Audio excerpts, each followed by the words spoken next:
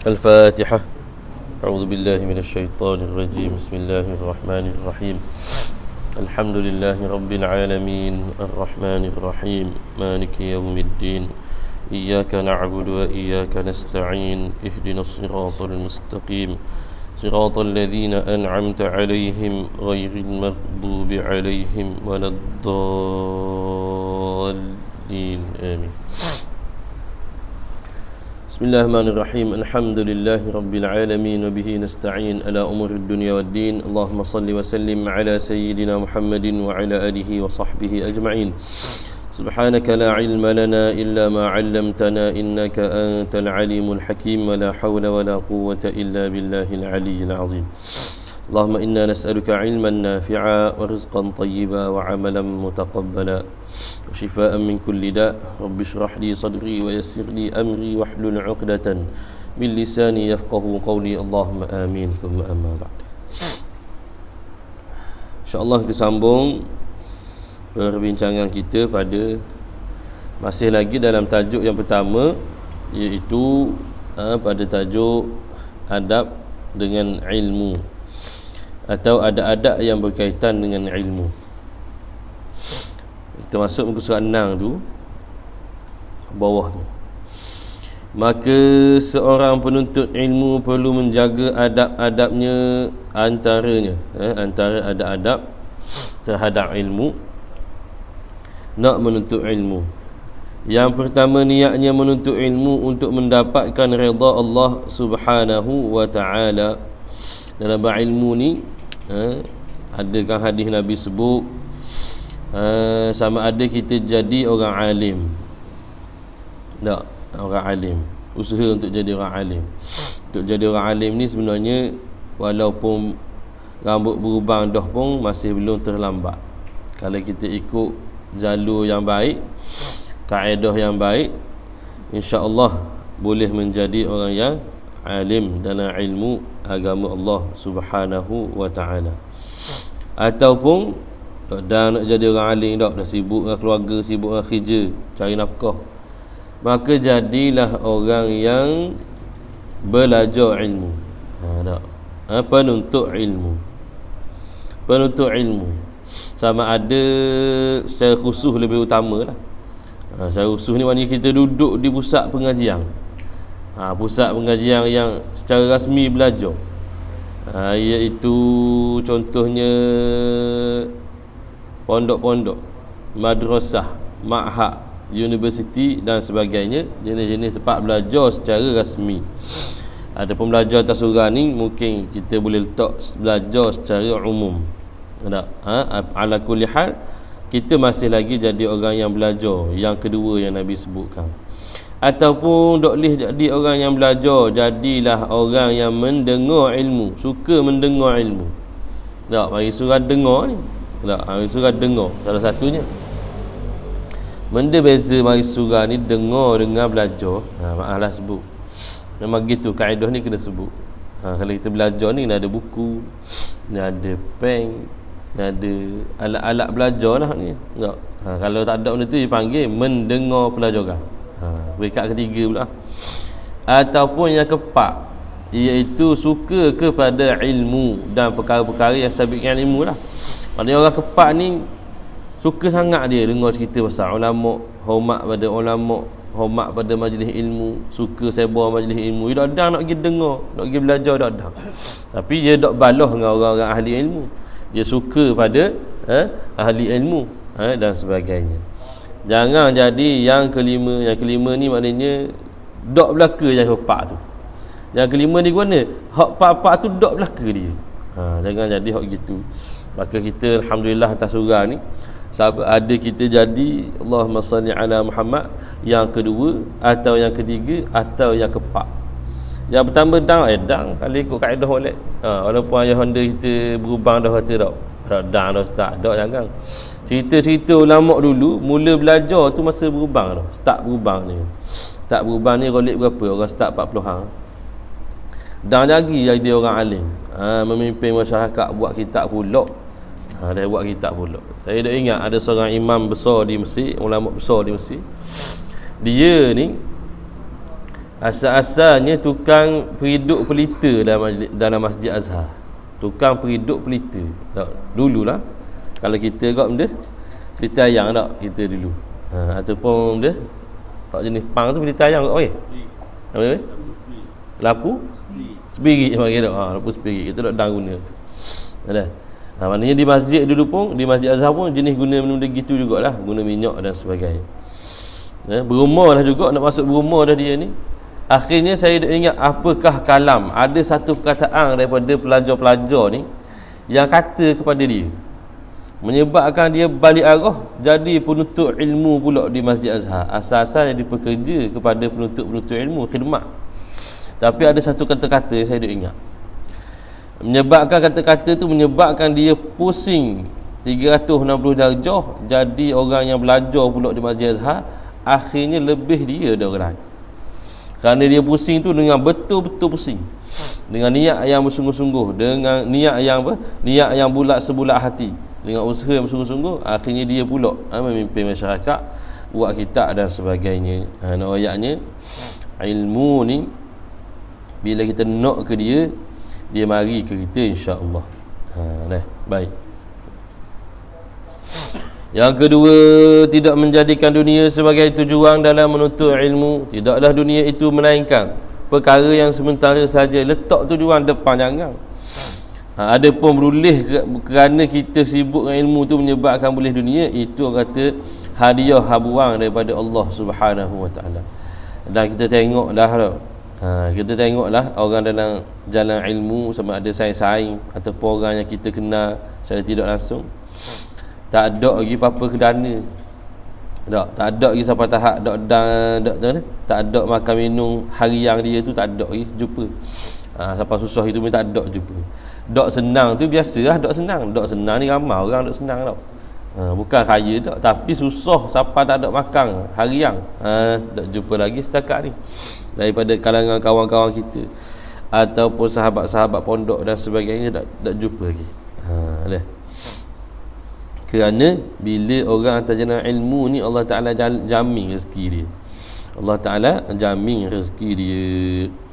Apatah lagi kalau alim ulama. Alim ulama lagi-lagi lah. Alim ulama lagi-lagi lah. Kita kadang-kadang kawan dengan orang yang rapat dengan ulama. Rapat dengan asatizah yang kita kata layak dia gelar tok guru, layak dia sebut baba dan sebagainya. Kita ni nak sebut ustaz pun segan. Saya kalau orang tak kenal saya kenal diri sebagai cikgu je. Benda cikgu. Kalau mana? Kalau 17. Kalau aku tengah ajar subjek agama. Sebab besar tu label ustaz. Label ustaz ni sahabat sekalian besar. Besar tanggungjawab dia. Tapi dah orang panggil tu tak apalah. Tapi kalau kita nak perkenal diri, kita tak perkenal dengan nama ustaz. Kita kenal dengan nama Abdul Manah saja ataupun cikgu, kerana besar tanggungjawab dia tu. Sebab tu kita pelik kadang-kadang, kita pelik setengah orang dia tak mengajar agama mana pun, tapi dia galak nak guna label ustaz. Kita berasa kata benda rasa kita geli, benda kata geli. Maknanya jangan galak kan nak guna label tu berat. Tapi label tu memang boleh mengundang rezeki tanpa disangka. Tapi tak payah. Tu orang panggil menunggang agama semua. Tak boleh kata sebarangan juga guna label tu. Ayatnya kata ustaz tu besar, apatah lagi tok guru, baba dan sebagainya. Orang ma'alim sungguh ni Allah Ta'ala jaminlah rezeki dia.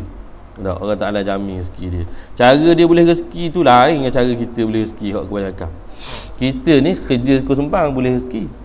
Boleh rezeki, boleh gaji. Dia tu ngajar je, orang mari nampak apa ni? Rezeki tu kata. Kerana jatuh hati orang kenang ke tok guru tu. Mari-mari tok guru, saya ni ada keuntungan sikit-sikit nak uwi ke tok guru. Ni uwi tok pondok dak, uwi tok madrasah dak, saya nak uwi ke tok guru, belanja tok guru. Kita biasa jumpa benda tu. Biasa jumpa benda tu. Sehingga menyebabkan dalam minda masyarakat ni kadang-kadang ia jadi dakwa pula, tohmah pula. Mana pitih ustaz tu, tok guru tu buat pondok mahal-mahal, pondok besar. Masalahnya kita bandingkan kita ni sisi kacil dengan dia tu sisi mesdih. Alah dak kita banding cara rezeki mari. Saya jemaah sekalian ceritalah dak. Nak ayat kata cerita bandingan hidup kita dengan para ulama, orang yang Allah Taala pilih. Saya ni hok tak cak ayang ni. Kadang-kadang ada kita ngaji sikit-sikit. Ada makcik-makcik pas tengah ngaji tu ustaz ambil asal hati. Kita kerja mula nak mula tak ambuh saya mana nak dari rumah nak kita mikir benda lah aku buat siapa dia atau Allah Taala atau orang gini 50 riyal lah siapa dak. Jadi menyebabkan cara kita ni hak kopeh ni Allah Taala atau menyebabkan kita bagi dengung dah ulama-ulama besar tu lagi-lagi lah. Tak? Ada seorang tok guru tu aling satu hal dah. Lepas tu dia pandai berubah. Orang dah sakit buana agak-agak keliling dunia lah nak boleh sembuh.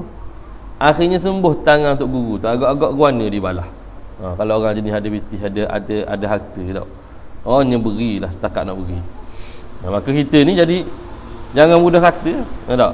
Sebab kita dengar dah kata ambil mana kau tak. Barangkali ambil piti sumbangan hak surah tu buat rumah dia. Tak. Jangan gitu, jangan mudah. Kerana kita bandingkan cara rezeki Tuhan wi ke ulama tu dengan cara rezeki Tuhan wi kita. Dak padang lah jadi. Dak padang. Sebab kita pun dah dengar dah cakap gitu. Kata guru. Dak leh lain. Dah.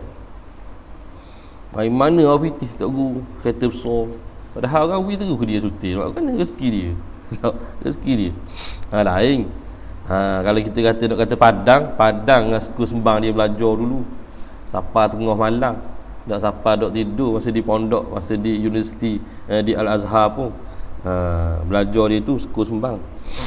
Belajar dia tu tidur malam dia tu tidur atas atas sabuknya. Dulu ada pondok tidur atas sabuknya. Apa tidur atas sabuknya? Sabuknya kan nekung itu. Bila letak kepala gerak sikit gelecoh. Kepala kita boleh gelecoh, kita dah kejut. Dah kejut. Dia pun bangun baca mula. Baca ngatuk tidur kejap gitu juga cara dia. Ataupun dia jenis letak jam loceng ni, jam loceng dulu, bukan jam loceng ni. Jam loceng dulu kan jenis pulah, rek. Waktu besi lawan besi atas. Gepa bunyi. Tak. Letak mana? Letak dalam tin biskut petok tutup rumah-rumah. Maknanya nak boleh ke mapuh jang tu segar dulu. Macam kita lah ni telefon. Bunyi telefon pak mapuh senyap pula kita senyap. Tak. Itu cara orang dulu. Baik. Tidak menuntut dunia, tidak menjadikan dunia sebagai tujuan dalam menuntut ilmu. Waliyadzubillahi min dzalik. Yang ketiga, berakhlak dengan akhlak agama yang indah dan menjauhi sifat-sifat yang buruk. Kita baca dah ni sebenarnya sekadar lalu pula sekali lagi. Yang keempat, bersemangat dalam mengajarkan apa yang dipelajarinya kepada orang lain. Hak ni sahabat sekalian, jemaah sekalian, kena tambah ada syarat dia pula. Syarat dia betul-betul kelayakan lah kita ni untuk mengajar semula apa yang kita telah belajar. Jangan lorak sangat. Sebab kadang-kadang lorak ni menyebabkan salah banyak daripada betul. Ni berlaku zaman sekarang ni. Kerana alhamdulillah ramai orang muda-mudi nak masuk dalam bidang dakwah, bagus lah, tak masalah. Cuma kadang-kadang terlajak. Dia pandai cakap, maka dia beri nasihat-nasihat agama tu secara umum dakwah tu. Tak. Kerana barang siapa yang mengucapkan la ilaha illallah fahuwa da'in, maka dia boleh jadi pendakwah, dia boleh dakwah pada agama dia. Tak ada hal masalah. Yang jadi timbul sikit masalah bila orang tanya pasal hukum yang kita jawab agak.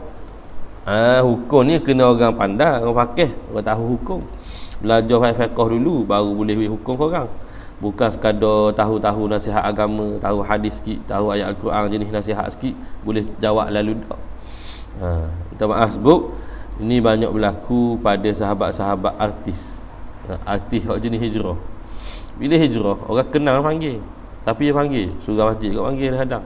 Tak ada masalah panggil tu. Tapi kadang-kadang ada setengah dari kalangan mereka ni, hafizahumullah, moga-moga Allah Ta'ala beri hidayah kepada mereka, dia terlajuk. Peminat ni satu hal kau, sebab dia jadi idola dah. Hukum punya tanya kau, padahal kawan tu baru 2-3 bulan hijrah dah. Alhamdulillah lah. Ada satu ketika saya ingat seorang artis puang Soho lah.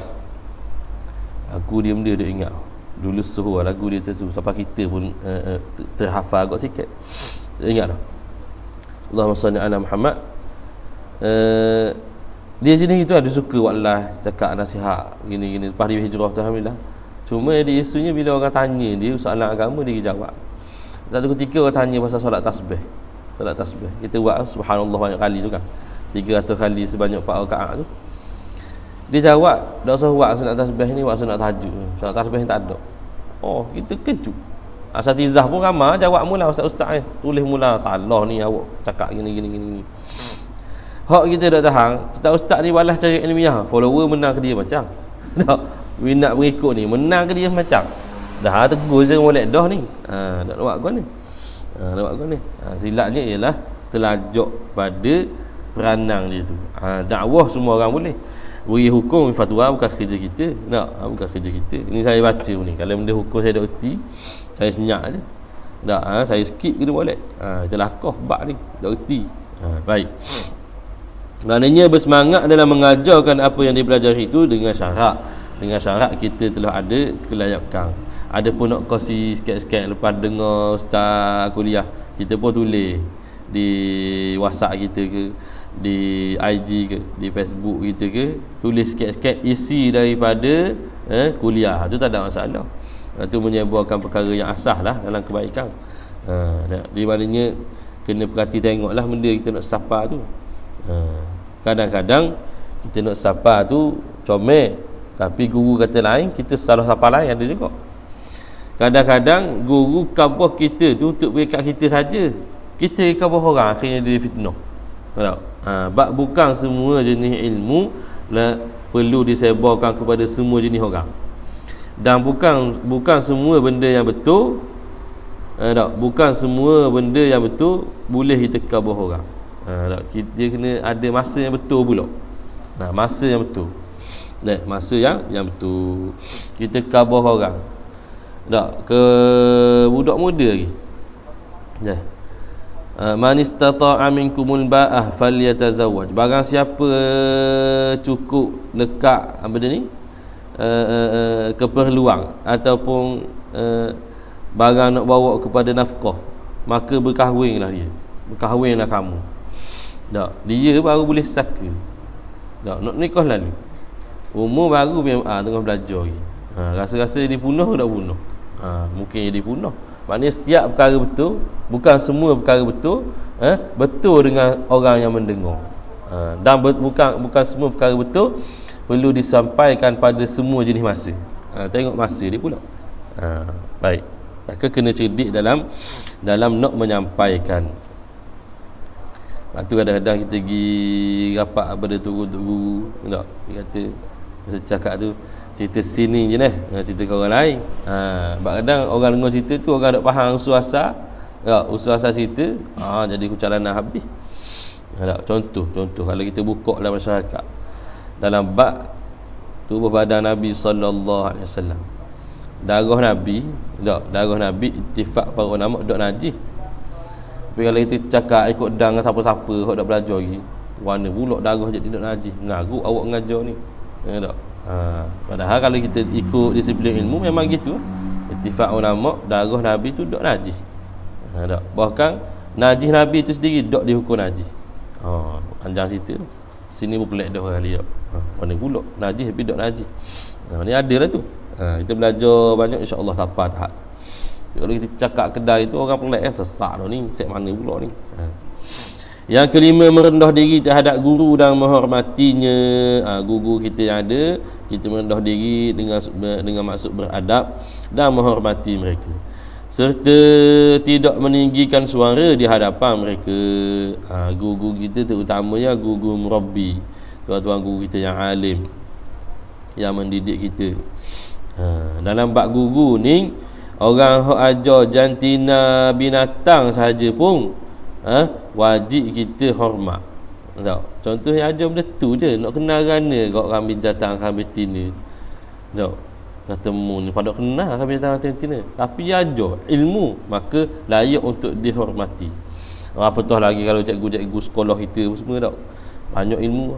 Sebab tu jumpa cikgu sekolah kita dulu, sekolah rendah ke sekolah menengah ke kolej mana-mana pun, jumpa tegur, ihtiramkan dia, jangan lari.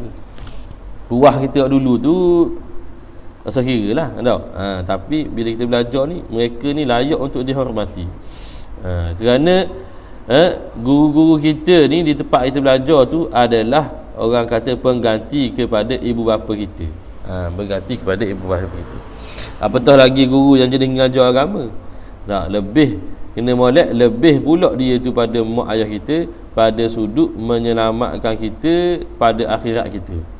Guru agama kita, mereka ni menyampaikan agama supaya selamat akhirat kita. Guru sekolah kita mengajar benda fardu kifayah yang nampaknya selamat dan senang pada dunia kita. Gitulah zahir dia gitu. Sebab tu ada kalam menyebutkan guru kita ni lebih pada mak ayah kita. Pada nisbah apa? Pada nisbah dia menyelamatkan akhirat kita. Mak ayah kita cari nafkah, buat kenyang kita, cari tempat tinggal untuk tuduhan kita saja, zahir kita. Baik. Dan hendaklah dia datang kepada gurunya dengan tujuan mengambil faedah.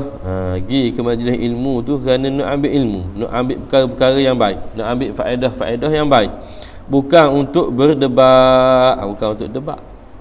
Lain kalau majlis tu majlis debat lain. Ni majlis ilmu. Jangan pergi kerana nak canggah. Kerana tu soalan ni ada beberapa jenis soalan. Ada soalan terpuji, ada soalan tercela dan terkeji. Soalan tercela terkeji ni nak ngeteh orang boleh jawab kedok. Dia tahu dah ngeteh orang yang ditanya tu, tak tahu sangat dia ni rupanya. Contoh soalan terpuji ni, yang pertama soalan betul-betul dia tak tahu, dia tanya kerana nak dah tu. Yang kedua dia tahu tapi dia nak uji supaya orang lain tahu tak? Sebab kalau dia khabar tak percaya. Sebab kita kawan kita tahu sesuatu benda baru, kita khabar. Kadang-kadang kawan kita tak percaya kita pun tanya soalan lah majlis, ustaz khabar, ustaz bukan, orang jadi tahu belakang. Kalau kita khabar tak percaya barangkali. Tu jenis-jenis soalan. Yang pertama, tanya kerana tidak tahu, maka terpuji. Yang kedua, tanya kerana nak memberi orang lain tahu, terpuji. Yang ketiga, tanya kerana nak menduga orang yang ditanya tu tahu ke tak. Tu terkeji pula. Tiga jenis. Baik. Bukan untuk mengingkari guru ataupun bukan untuk meninggi diri dalam majlis guru tersebut. Yang keenam, pasal ni ada learning ni, pergi majlis ilmu orang ni canggah, banyak pasal ni learning. Kadang-kadang silap orang yang mengajar kau, dia ajar orang yang mendengar ni, kalau ustaz mengajar salah mu canggah. Dia bagi saya kurang setuju. Berbincang lain. Ni canggah dalam majlis. Kat tangan betul lah. Gini. Dah comel lah pada adab ilmu. Patutnya lepas tu kita bisik. Saya rasa gini comel lah kalau gitu. Ataupun perbincangan yang baik, tak ada masalah lah. Ni kadang-kadang daripada majlis ilmu jadi majlis jidal. Jidal ni berdebat. Daripada berdebat jadi tinggi suara dalam masjid. Daripada tinggi suara jadi pelik lagi pula lah. Perkelahian pula dalam masjid. Yang keenam, menyucikan hatinya daripada kotor, agar kotor benda dia, kotor bahasa batin ni.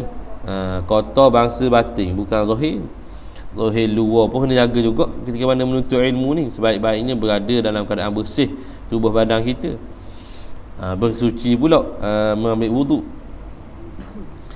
Ni lebih lagi, iaitu menyucikan hati kita, batin kita daripada kekotoran, agar lapang hati itu. Bila bersih hati tu, lapang hati tu, maka mudah untuk menerima ilmu dan menghafalnya. Nak terima ilmu mudah. Sebab tu kita tengok banding dengan kawan-kawan sendiri pun, belajar sama, tok guru sama, makan sama, kitab sama, waktu sama, tapi boleh dia pada kita. Kita renung-renung, dia ni kecek-kecek dulu katung pun tak ada rumah. Contohlah, sebab tak ada TV rumah. Makan ayah dia jaga dia daripada kecil, makan dia jaga, hiburan dia jaga, cakap jaga. Ilmu tu dengan dia tu mudah. Dok dia baca tu lekat. Baca baru dok ngapa lagi, baca dekat dah. Kalau ngapa lagi ni ada kita jumpa 2 3 4 orang. Ada sahabat kita merangkak guru kita tu jenis ingat nama-nama para ulama, ingat nama-nama kitab. ingat pula ulama tu mati tahun berapa, hidup tahun berapa, lahir tahun berapa. Masya-Allah. Kita ni kalau bab nombor ni kok serendal lalu tak sejarah-sejarah sabit dengan nombor ni. Tak, dia ingat nama kitab, ingat nama ulama. Ada setengah tu bab hukum hakam ni dia cerak molek ingat dia, dan sebagainya. Ada setengah hadis tu dia cahaya ngapa, macam ngapa Quran, macam ngapa surah Al-Fatihah, dan sebagainya. Kerana benda ni kalau kita tengok kerana beza amalan dia dengan kita, beza cara jaga makan dia dengan kita, dan sebagainya. Cara makan ni penting, sebab salah cara makan boleh menggelakkan hati, makan perkara-perkara yang haram. Tambah pergi makan perkara haram ni senang je, jauhi hak syubhah. Tak, hak syubhah ni benda hak serba salah. Bila kita tinggal hak serba salah, insya-Allah tak terjebaklah kepada makanan haram. Betul tak? Tinggal hak serba salah. Tengok makanan tulisan bangsa lain dah lah. Tak. Cok yakin ada pula. Tapi sedap barang ni. Molek tinggal tak daripada makan. Tak. Dulu kita masa kecil dak ada belajar benda tu kan. Bahan Melaka, ada kedai. So pering, coklat udang, coklat susu macam-macam ya. Ada tanda halal dak gila ni. Kalau dulu tak ada.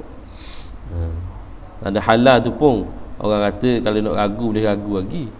Sebab dia atur kan bahan-bahan dia tu. Lepas tu dia ikut dak yang tu, bahan-bahan tu. Pak atur bahan-bahan orang bagi haji. Lepas tu dia ikut dak orang. Dia tambah barang lain tak? Mungkin nak tambah.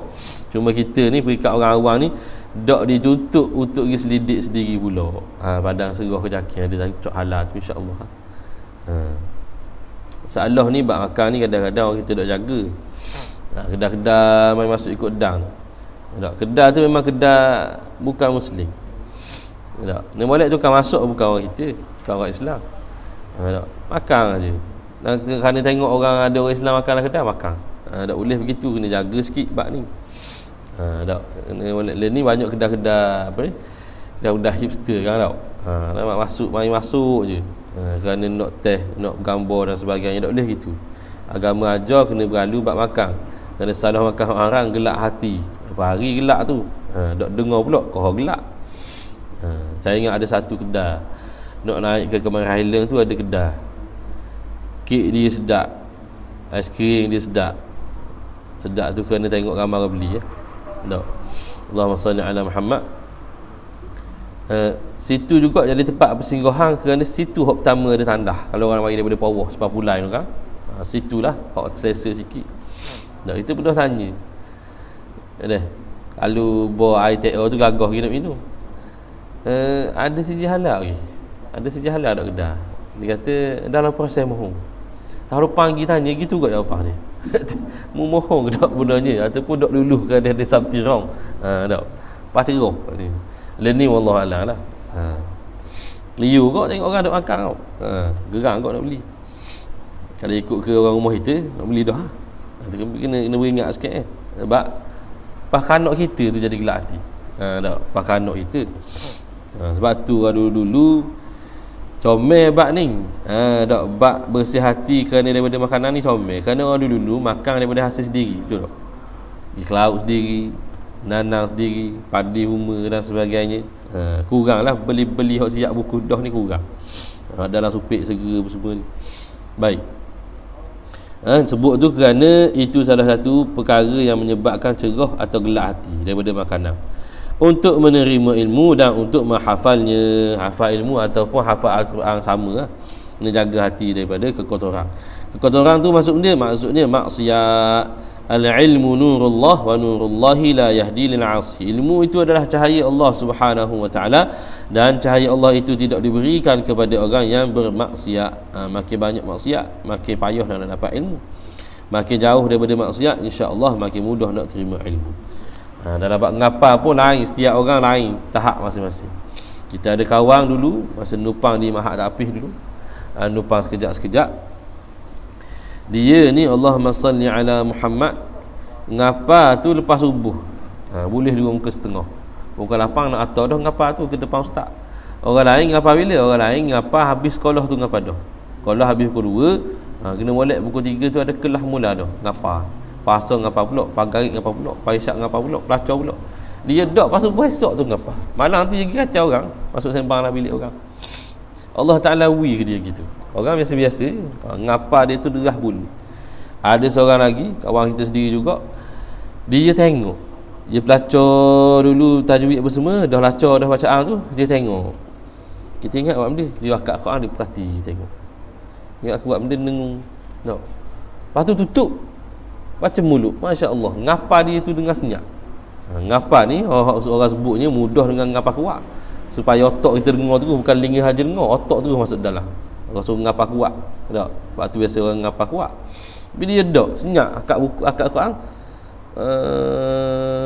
Setengah jam tutup boleh semuka. Masya-Allah orang ni. Ajaib sungguh lah kawan kita sendiri. Learning jadi profesor lah. Memang rasa sedih lah. Profesor di Uniza. Yang ketujuh, sentiasa bersemangat dalam pembelajaran sepanjang masa. Sepatutnya bila kita belajar, terutamanya atas jalan yang khusus belajar, kena semangatlah dalam belajar. Baik, setiap orang semangat ni boleh turun naik. Salah satu cara yang disebutkan oleh para ulama, macam mana nak mari semula semangat, kita pergi cari orang lama dalam bidang tu. Tak, orang lama dalam bidang tu, bila dia cerita dia dulu susah ni nak boleh, kita jadi semangat. Tak, kita jadi semangat. Oh, kata senang sangat aku learning punya, orang dulu susah lagi. Sebab apalah aku jadi malas dak semangat. Makin mari semangat pula. Tak, orang ngaji ilmu agama contoh, geng ngadap para ulama. Tak, ulama pun cakap kepentingan ilmu, kepentingan belajar, kesusahan belajar dulu. Orang dulu belajar gitu gini. Tak, kita dulu pernah ziarah pada Fadil Ustaz Man. Ustaz Man mana? Ustaz Man mana ni dia suruh dengan ngajar ngaji. Benarnya kelebihan dia lebih lagi, tapi dia banyak dengan ngajar ngaji. Masjidnya, halaqah dan sebagainya. Kita tanya-tanya ustaz belajar mana dulu, dia kenal nak cerita, rupa-rupanya belajar India dulu. Sama dengan almarhum Tok Guru Aziz. Dah belajar India, dah pergi ke mana? Pergi ni dengan jalan darat ni. Jalan dulu, capur naik kereta api, habis bekalan kerja pula, naik kereta api pula, nak sampai ke India tu. Tak, belajarnya dia ni. Tak boleh berhubung dengan keluarga, lama mana nak boleh balik Malaysia mula. Kita dengar tu berasa kagum Allah, jadi berasa nak mula kita ni semangat sikit. Maknanya salah satu cara nak semangat dalam benda kita buat ni ialah kita pergi cari orang lama dalam bidang. Tak, orang muda-muda ke laut, pergi 2-3 kali duk lekang, perah kau tak, pitih peteru habis, pitih minyak habis. Kata panas dering, kulit kau hitam. Tak, pergi jumpa dengan henda-henda lama-lama ni dia. Alamu, aku 100 kali aku boleh seko. Contohlah. Pelik kalau gitu. Tak. Berasa dah aku 10 kali takkan nak putus asa dah. Mari semangat pula. Gitulah dalam setiap bidang. Bagi jumpa dengan orang lama dalam bidang tu, insya-Allah dapat petunjuk, dapat semangat yang baik. Pada masa yang sama, dia tidak membebankan dirinya. Semangat tu bagus dah. Tapi dalam masa yang sama tu, musannif kita hafizahullah pesan, jangan bebankan dirimu dengan apa yang tidak kamu mampu. Contohnya baru belajar ni, baru patah balik nak belajar agama, berat lagi buka kitab berat-berat dah. Patah harang lalu ni. Tak, buka tu, ustaz saya nak belajar kitab ni fiqh ni. Tak, kat mana? Musalli. Tak, patut mana? Kau nak belajar, bagus dah, nampak semangat. Minhajut Talibin, bahasa Arab tu bagi ke saya pun saya dah baca. Tak, akhirnya buka mukadimah tu, dah faham satu harang, patah harang dah. Tak, maknanya kita kena belajar ni ikut step dia. Jangan membebankan diri kita. Sebab tu kadang-kadang kita, contoh kita ni pergi kepada tok-tok guru mana-mana pun, biasanya kita minta tok guru minta zikir, nasihat sikit dengan zikir tu, alif beramal. Tok guru ni dia akan zikir asah je. Sebab pertamanya dia tak kenal kita, ataupun dia boleh baca dah kita ni orang awam biasa je, bukan macam ni boleh sekong dengan zikir ni, sibuk kerja ni. Kalau dia kata baiklah awak ni kalau nak sangat zikir ni, minta saya ni awak zikir la ilaha illallah 100,000 sehari semalam. Agak mana kita? Ya Allah, esok tu nak pergi kerja, akhirnya menapa zikir pada kerja, akhirnya tinggal dua-dua. Tapi tak dia biasa. Mulalah istighfar dulu, tahlil dulu 100 kali, 1 kali dah benar. Belah-belah naik utuh boleh. Tak. Maknanya tak mahu membebankan diri. Terutamanya bila orang tu baru pekat, baru belajar. Saya sebut ni berdasarkan pengalaman. Dulu kita pergi belajar, kita ikut abang-abang. Abang-abang jenis dak dah baca kitab semua. Bila kita pergi ke kelas tu, dia faham. Kita ni masa nak pergi lah lepas tu. Kerana ketah kelas tu tahap dia dok kena kita. Maka tanya pula mana saya dok faham. Gini kita pergi kelas ni dulu sekian. Kerana nak belajar bahasa tu sendiri pun, nak faham bahasa Syekh tu sendiri pun makan masa dah. Bukan kata sebab bukan semua Syekh ngajar bahasa Arab bahasa Arab kitab ni. Kena molek ngajar bahasa Arab pasar macam kita lah, lajah masing-masing kan. Ada bahasa Terengganu, bahasa Kelantan. Baik. Imam Syafi'i rahimahullah pernah berkata,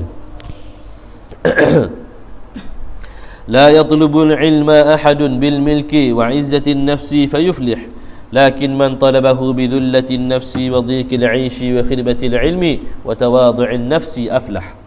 Yang bermaksud seseorang itu tidak menuntut ilmu dalam keadaan berada ni kaya, senang lenang, dan memuliakan diri dia, berasa sedap diri dia, kemudian dia berjaya. Tetapi sesiapa yang menuntutnya dengan merendah diri, sempit hidupnya dan tawaduk juga jiwanya, maka dia akan berjaya. Maknanya Imam Syafi'i nak ayat dua jenis bandingan. Orang yang belajar dalam keadaan senang lenang dan juga gong diri dia tu, mulia diri dia tu, dia tak akan berjaya dalam belajar dia tu. Tak akan berjaya dalam belajar dia tu. Roliknya gitulah. Roliknya gitu. Terutamanya orang yang berasa mulia diri. Bila mulia diri, kita payah nak dengar buah orang. Kalau kita pergi belajar, kita kena dengar buah tok guru kita. Bila kita rasa tinggi diri, macam mana kita nak dengar buah tok guru kita tu? Bila benda tu belaga diri kita. Tak? Sebab tu kita pergi majlis ilmu mana-mana, kita kosongkan jiwa, tawadukkan hati, supaya benda yang disampaikan tu boleh masuk meresap molek dalam jiwa kita. Baik. Tetapi siapa yang menuntutnya, yakni menuntut ilmu dengan rendah diri, tawaduk dia, sempit hidupnya, susah dalam keadaan susah, ni majoriti dia lah. Roliknya orang yang susah dalam keadaan belajar susah ni, maka mudah untuk berjaya dalam lapangan belajar. Kerana kesenangan tu tidak mengganggu dia. Bila dia susah, akhirnya dia tupu kerja asal dia, itu belajar. Dan tawaduk jiwanya, maka dia akan berjaya. Tok tua kepada adik saya, dia ni Allahumma salli ala Muhammad, pengerusi Persatuan Mahat Tahfiz Malaysia. Cerita ni menarik lah. Jadi pergi ziarah ke pesantren di Indonesia. Kalau kita pondok ni belajar mungkin ratus-ratus, paling ramai pun 1,000. Dak pesantren ni dia ramai macam universiti belajar. Dak ribu-ribu, bukan 1,000, dak ribu-ribu. Dak, tapi yang mengagumkan bila semayang, bila bunyi azan sampai waktu solat Jumaat, dia mari macam semut yang ramai keluar dari tempat masing-masing. Siapa sejik tu dalam keadaan berdisiplin dan sangat tersusun. Selipar susun dah, sangat beradab. Jadi ustaz ni, tok tua pada adik ni, pelik macam mana ni buat gini. Akhirnya dia tanya kepadanya panggil apa? Kiai lah biasa tak. Kalau Indonesia ni kiai. Buat mana budak adik gini? Belajar comel, akhlak juru, disiplin molek. Katanya kiai, tak silap saya ni, dengan maksud je lah, dengan maksudnya kerak nikmat-nikmat ada. Kerak nikmat-nikmat ada. Sungguh punya. Asrama tu tak ada kipas. Dah ngipah kertas-kertas ada. Kotak ke benda. Bila hilang kenikmatan, maka dia akan jadi buat kerja asal dia, iaitu belajar ilmu dengan sebaik yang mungkin. Kalau kipas ada, sedap tidur pula barang kali. Dan sebagainya. Sebab tu part-part belajar, kalau biasanya membenarkan pelajar-pelajar ni bawa telefon dan sebagainya, bawa motor dan sebagainya, tak apa nak jadi lah. Sebab tu undang-undang tu penting kok. Undang-undang tu penting. Kalau pondok Ustaz Mi Aziz Siddiqin, pondok kat Bukit Baru kita ni lah, Tuan Guru Ustaz Suhaimi bin Tuan Guru Ustaz Daud, pada asalnya memang tak benar bawa telefon. Tak, maknanya kalau budak-budak bawa tu secara senyap-senyap, curi-curi lah, ada juga kerana-kerana pun barang payah nak sekat. Maknanya hiburan apa semua tu disipang, di sekat. Pondok Ustaz Mi ni mana Aziz Siddiqin ni, jemaah sekalian, makan tanggung, makan orang atas, ataupun ada tukang masuk situ, ada orang khidmat mari masuk. Katanya Al-Fadhil Tuan Guru, sebenarnya saya buat gini ni, maknanya makan ni orang sedia kerana nak mudahkan para pelajar supaya bukan macam kita tu. Sebab masuk tuan gurunya ialah masa dia dulu waktu nak belajar tu ada juga terganggu kerana nak cari makan, kerana nak kena masak sekejap, akhirnya terganggu kerana dia dulu memang belajar sungguh-sungguh. Tapi dia kata bila kita ubi hak nikmat ni jadi lenang pula. Tak belajar comel juga. Niat azal nak suruh belajar betul-betul. Biasa bila nikmat sangat ni, tak apa jadi juga kadang-kadang. Ada setengahnya gitu. Baik. Faedah ni maksudnya tambahan daripada bab ni. Ilmu itu didapat dengan 5 perkara. Yang pertama, guru yang pakar, yang mantap, pakar dengan ilmunya. Ni betul lah. Kalau nak boleh-boleh ilmu betul-betul, cari guru yang mantap, yang pakar dengan ilmu yang dia nak ajar tu. Macam saya ni, minta maaf lah, saya secara umum sahaja. Yang kedua, pelajar yang ikhlas dan kuat dari pemahaman. Orang belajar tu sendiri main ikhlas, sungguh nak tu, dan kuat pula daya pemahamannya. Hak ni Allah Ta'ala daya pemahaman ni, tapi boleh usaha dengan doa, usaha dengan qiyamul, usaha dengan ulang kaji, usaha dengan jaga makanan, usaha dengan minta doa daripada orang-orang yang mustajab doa, terutamanya mak ayah. Yang ketiga, sabar atas jalan ilmu. Kena sabar. Ujian orang atas jalan ilmu ni banyak sangat-sangat gangguan ni. Yang keempat, tempoh yang panjang dalam mendapatkan ilmu. Nak dapat ilmu ni dia memang kena melalui satu tempoh supaya ilmu dia itu matang. Maaf sebut kadang-kadang sahabat-sahabat asatizah muda-muda sangat kita tengok balik Malaysia ngajar lain cara ngajar tu daripada guru-guru hak ada dah di peringkat tempatang ni lah. Kerana benda? Kerana sekejap dalam ilmu dalam masa yang sama berasa tahu lebih pada orang hak lama pergi belajar. Hak ni sangat-sangat menduka citakan.